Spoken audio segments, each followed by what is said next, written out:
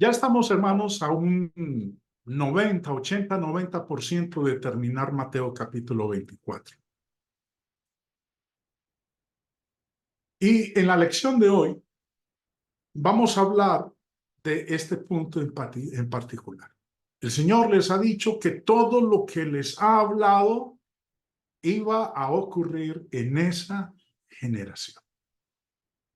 Que el tiempo de su venida sería en esa generación, no 2000 años después.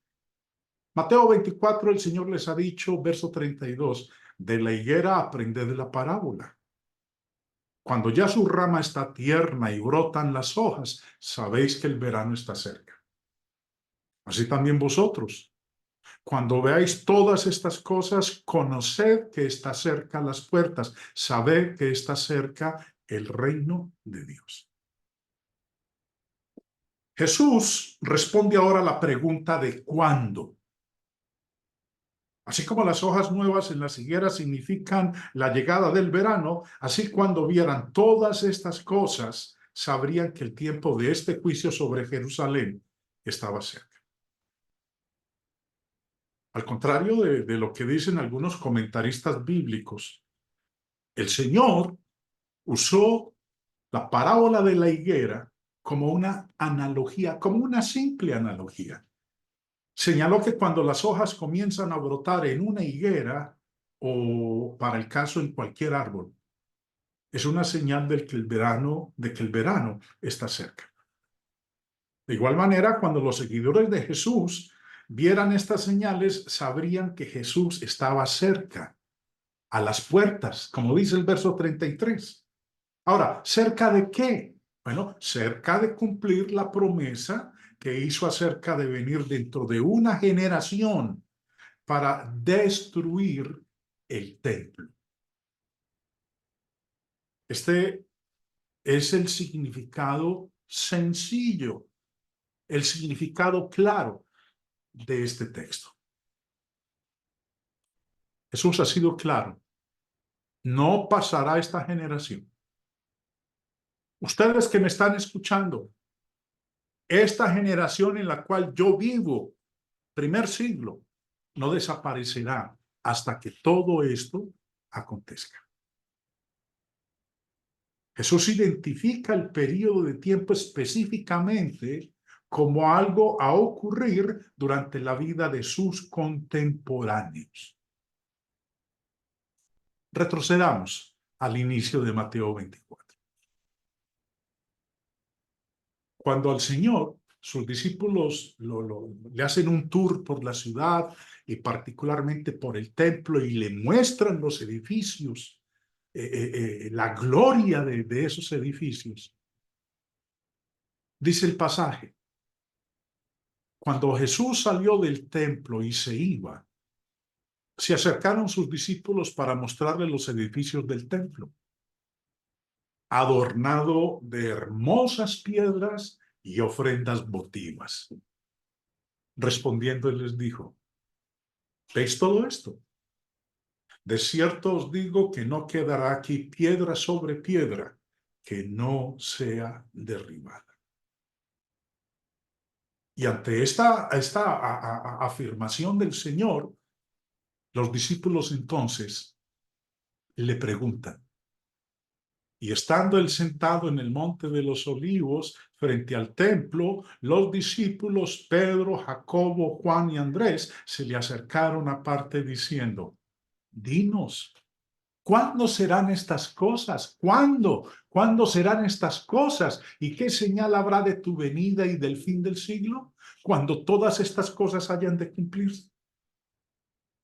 El Señor entonces les responde y les dice, ¿cuándo sería? De cierto os digo que no pasará esta generación hasta que todo esto acontezca.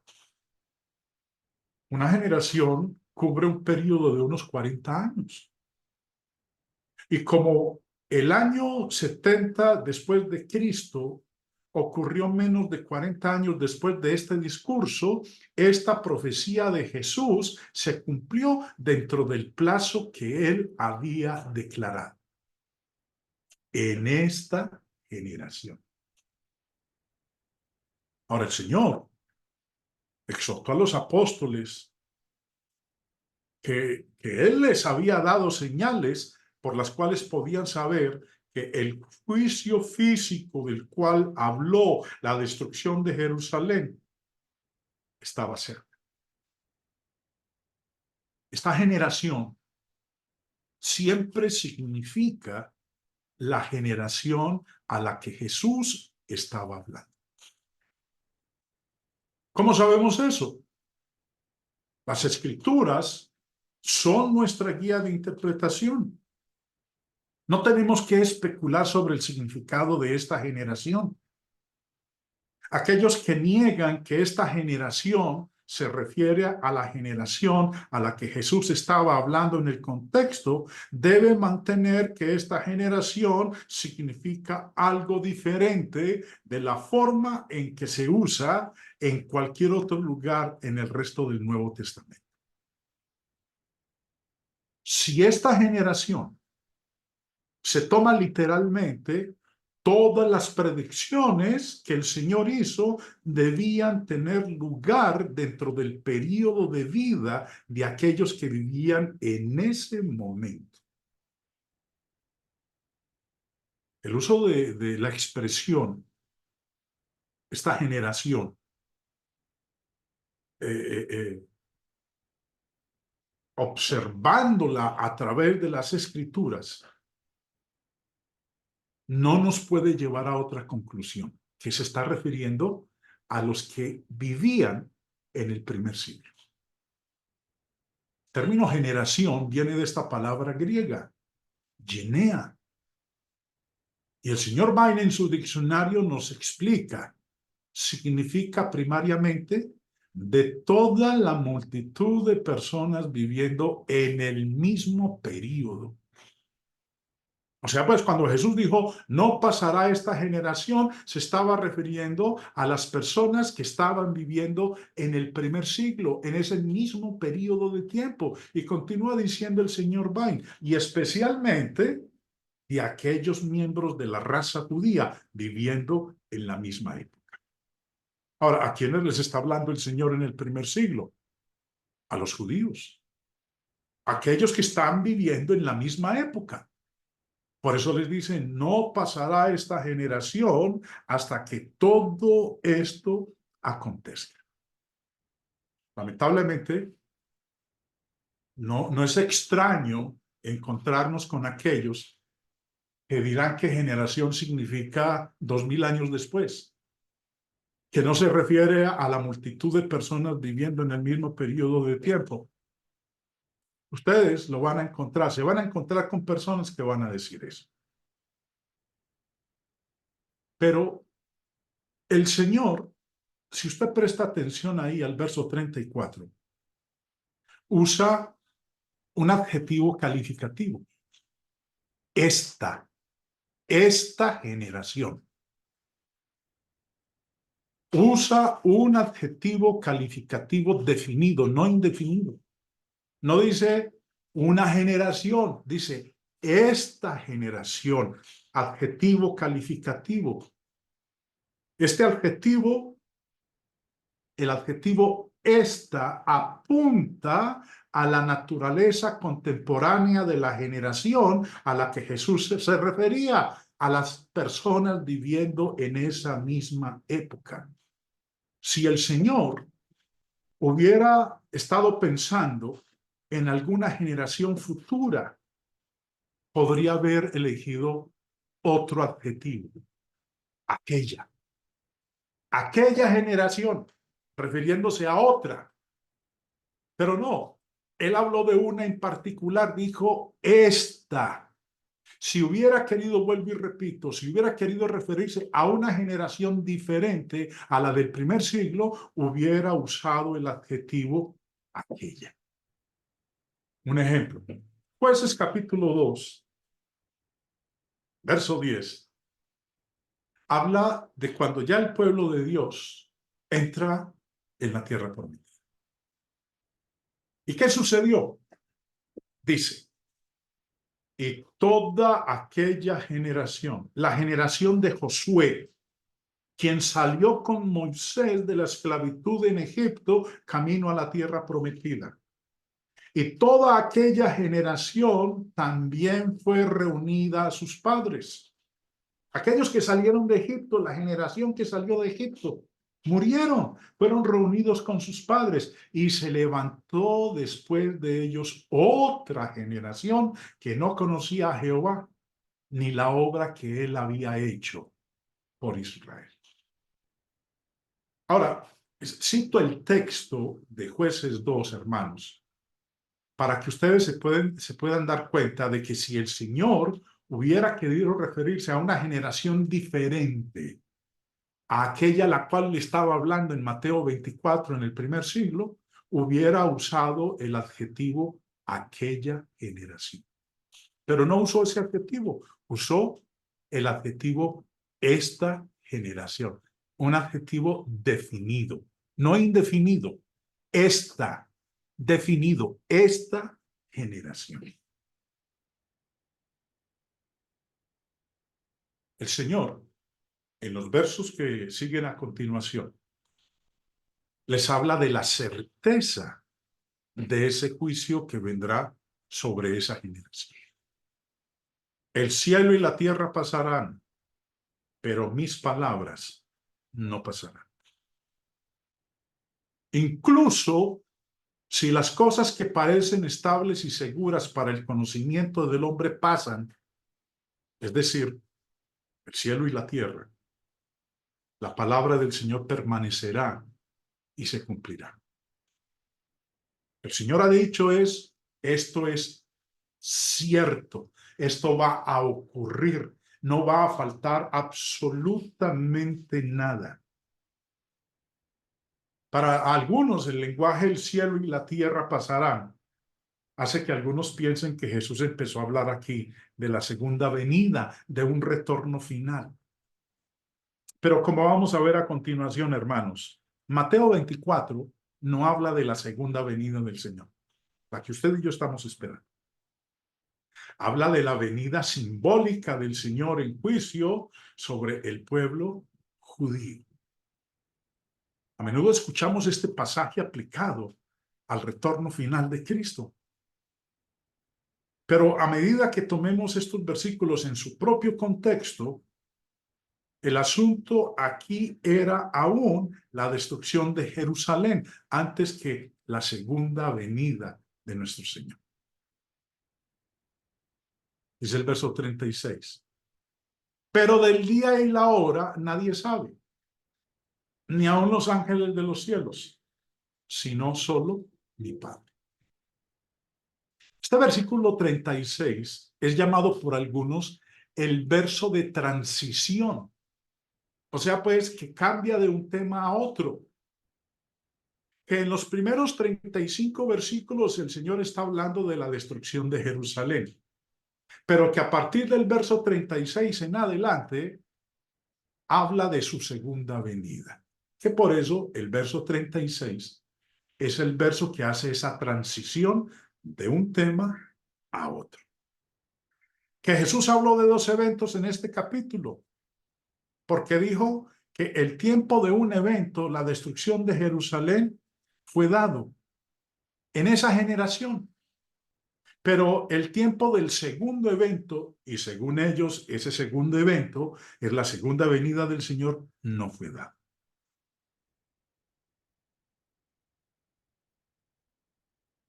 Hay un texto paralelo, que enseguida lo vamos a ver, que es Lucas capítulo 17. Pero ahora vamos a prestarle atención. Recuerden, esta segunda parte algunos la interpretan como haciendo alusión a lo que va a ocurrir cuando el Señor Jesús retorna por segunda vez. Este expositor no cree eso. Este servidor que les habla cree y enseña que Mateo 24 habla de solamente un evento, la destrucción de Jerusalén. Y dice, mas como en los días de Noé, así será la venida del Hijo del Hombre. Aunque Jesús estaba hablando en contexto sobre Jerusalén, el escenario y las parábolas que siguen, de las cuales vamos a estudiar la otra semana, las parábolas que siguen pueden aplicarse a todos y cada uno de los momentos en que Dios juzga a una nación o ciudad. En todos los casos, Dios ha juzgado uniformemente cuando la iniquidad ha llegado a su colmo. Por ejemplo, en el caso de Canaán, en el caso de Sodoma y Gomorra, en el caso del Imperio Romano. Aunque Jesús aplica aquí el rechazo de Dios por parte de Jerusalén como comparable al de los días de Noé, la segunda venida de Cristo para sentarse en el juicio final será un momento en el que las condiciones también sean comparables a las de los días de Noé. Cuando Jerusalén cayó en el año 70 después de Cristo, el templo fue destruido. Y la economía mosaica con sus sacrificios de animales cesó y nunca ha resucitado. Hasta el día de hoy, los judíos no realizan sacrificios de animales porque no tienen un lugar en el cual realizarlo, en el templo, en el altar a las afueras del templo, porque el templo fue destruido. Lleva 2000 años sin existir el templo. Ahora, este evento no solo marcó el fin del sistema judío, sino que confirmó que Dios ahora reina a través de su Hijo, a través de Jesucristo, a quien le ha concedido toda autoridad, tanto en el cielo como en la tierra. Continuando, en el verso 38, dice, porque como en los días antes del diluvio, estaban comiendo y bebiendo, casándose y dando en casamiento hasta el día en que no entró en el arca y no entendieron hasta que vino el diluvio y se los llevó a todos. Así será también la venida del Hijo del Hombre. Durante los días de Noé, cuando él estaba construyendo el arca, la gente se negaba a preocuparse, a interesarse por lo que él decía, por lo que él predicaba, por lo que él estaba haciendo. Más bien continuaron viviendo como si lo único importante fuera complacer sus propios deseos egoístas. Y eso que Noé estuvo predicando durante 120 años. Dios les dio un tiempo de espera. Tuvo un tiempo de paciencia de 120 años, tiempo que utilizó Noé para construir el arca. Y durante esos 120 años les habló, les exhortó, los llamó al arrepentimiento. ¿Pero qué hicieron? Más bien se dedicaron a comer, a beber, a casarse, a darse en matrimonio y no entendieron hasta que llegó el diluvio y se los llevó a todos. Los contemporáneos de Noé vivían como si la vida en la tierra fuera a continuar sin fin, por lo que su principal preocupación era comer, beber, casarse, darse en matrimonio, aunque fueron advertidos por la predicación de Noé. Las advertencias de Dios fueron ignoradas. Continuemos. Verso 40. Entonces estarán dos en el campo. El uno será tomado y el otro será dejado. Dos mujeres estarán moliendo en un molino. La una será tomada y la otra será dejada. Aquí vemos nosotros dos ejemplos de preparación o falta de ella. Dos personas pueden estar trabajando juntas en las actividades comunes de la vida. Por eso dice, dos estarán en el campo, pero una es tomada. O sea, pues, una se salva por ser vigilante y obediente a Dios, mientras que la otra se pierde por no tener en cuenta la invitación de Dios. Uno será tomado, el otro será dejado. Dos mujeres estarán moliendo en un molino. La una se salvará, la otra se perderá. La certeza de este juicio. Ahora, en esta sección, hermanos, les voy a pedir que le presten bastante atención, porque vamos a hacer una comparación entre Mateo 24 y Lucas capítulo 17. Mateo 24 es el pasaje principal porque es el que habla en más extensión con respecto a la destrucción de Jerusalén. Lucas capítulo 17 habla también de lo que habla Mateo 24. Pero lo que quiero que observemos, y enseguida lo voy a colocar en pantalla, es que Lucas 17 describe 5 eventos proféticos que son idénticos a aquellos encontrados en Mateo capítulo 24. La diferencia entre Lucas y Mateo está en el orden de los eventos. Ustedes van a notar que Lucas los presenta en un orden diferente al de Mateo capítulo 24. Tomando Mateo 24 como el molde o la norma, Lucas coloca la analogía del arca de Noé antes de los eventos de Mateo 24:17.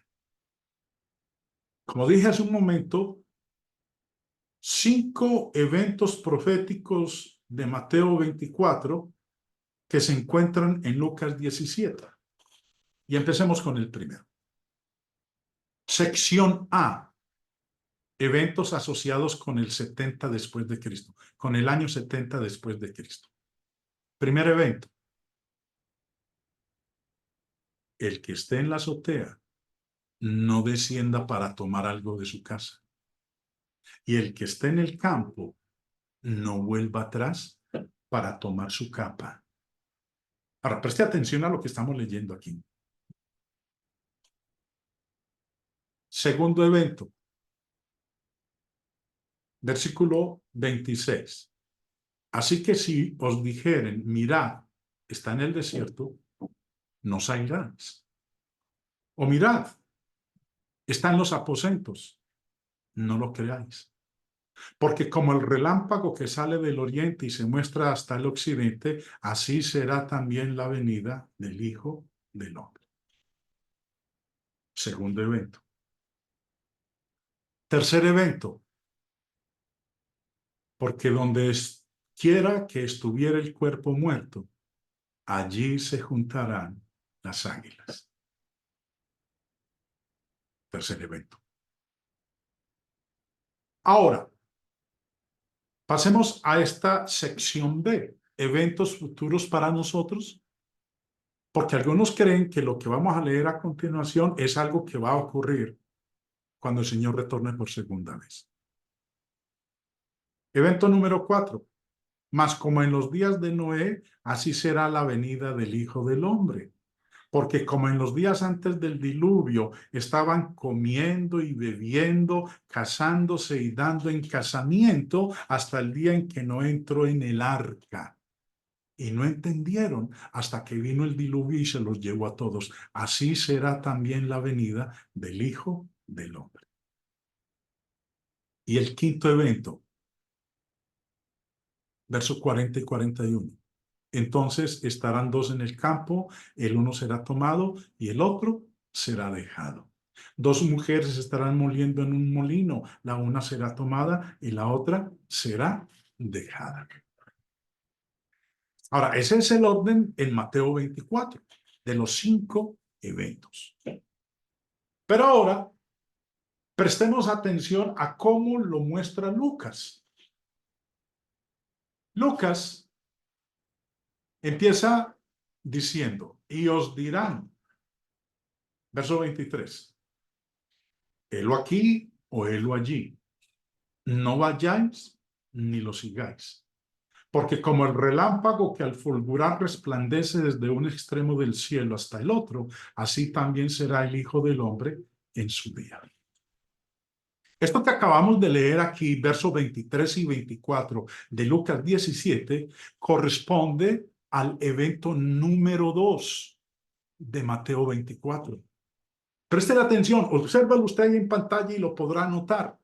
Mirad, está en el desierto, no salgáis, o mirad, está en los aposentos, no creáis, porque como el relámpago que sale del oriente y se muestra hasta el occidente, así será también la venida del Hijo del Hombre. Entonces, Lucas empieza hablando del evento número 2 de Mateo 24.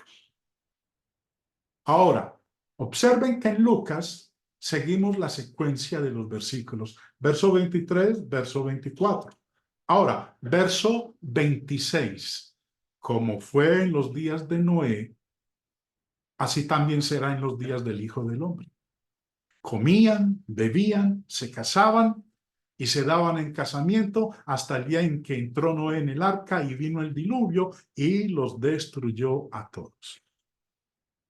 Estos dos versículos tienen que ver con el evento número 4 de Mateo 24, como fue en los días de Noé. Siguiendo, recuerden que vamos en orden de versículos. Me regreso a la diapositiva anterior, verso 20, en Lucas 17, verso 23, verso 24, verso 26, verso 27, que corresponden en este caso al evento número 4 de Mateo 24. Verso 31. En aquel día, el que esté en la azotea y sus bienes en casa, no descienda a tomarlos, y el que en el campo asimismo no vuelva atrás. Lo que dice aquí el verso 31 corresponde al evento número 1 de Mateo 24. El que esté en la azotea no descienda a tomar algo de su casa, y el que esté en el campo no vuelva atrás para tomar su capa. Siguiendo, del verso 31 pasamos en Lucas al versículo 35. Dos mujeres estarán moliendo juntas, la una será tomada y la otra será dejada. Dos estarán en el campo, el uno será tomado y el otro dejado. Esto corresponde al evento número 5 mencionado en Mateo capítulo 24. Y lo que sigue a continuación, hermanos, es lo interesante. El Señor les ha dicho lo que va a suceder. Entonces, sus discípulos le van a hacer una pregunta. Versículo 37. Y respondiendo le dijeron: ¿Dónde, Señor? ¿Dónde va a ocurrir todo eso? Él les dijo: donde estuviera el cuerpo muerto, allí se juntarán también las águilas. Que corresponde al evento número 3 de Mateo capítulo 24. ¿Dónde iban a ocurrir todas esas cosas? Donde estuviera el cuerpo muerto, allí se juntarían también las águilas. Recuerden, hermanos, que ese cuerpo muerto del cual está hablando aquí el Señor es la nación judía, y las águilas es el ejército romano que ha venido a devorar, a comerse a ese cuerpo que ya es un cadáver. Eso era la nación de Israel en el primer siglo. Un cuerpo muerto que fue rodeado por las águilas para devorarlo en el año 70 después de Cristo. Jesús dijo: de cierto os digo que no pasará esta generación hasta que todo esto acontezca. Esto nos muestra entonces, hermanos, Mateo 24 no está hablando de dos eventos, está hablando de uno solo: la destrucción de Jerusalén. Y cuando habla de la venida del Hijo del Hombre en las nubes, no está haciendo alusión a la segunda venida del Señor, sino a una venida representativa de nuestro Señor a través de su instrumento, el ejército romano, en el año 70. Los invito para mañana, hermanos, una lección más de Mateo capítulo 24.